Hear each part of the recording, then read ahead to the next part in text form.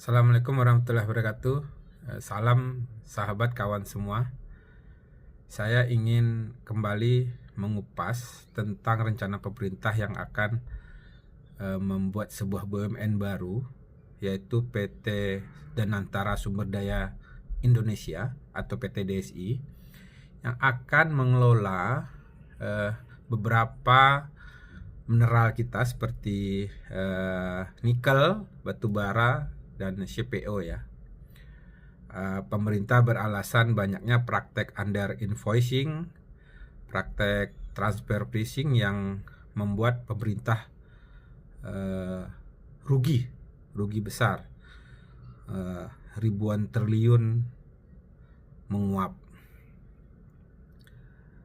Perlu kawan sahabat semua ketahui, bagi yang pernah menambang tentu paham betul bagaimana keadaan di lapangan, bagaimana risiko di lapangan, dan bagaimana kontrak-kontrak itu dibuat sehingga muncullah trust atau kepercayaan jangka panjang dari trader kepada pembeli ya.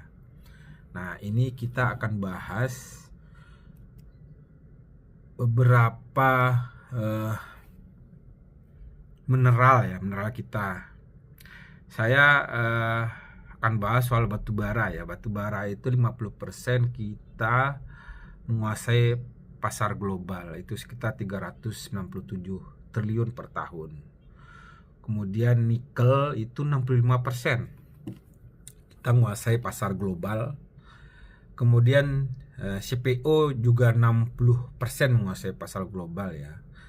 Nah, 3 item ini akan dikelola nanti oleh PT DSI ini.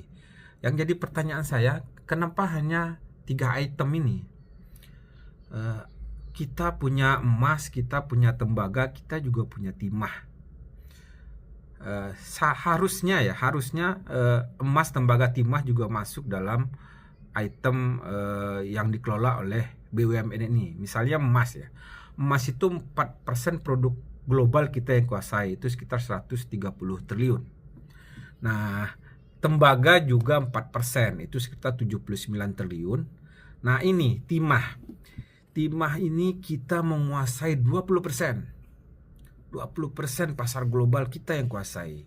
Itu sekitar 29 triliun rupiah. Nah,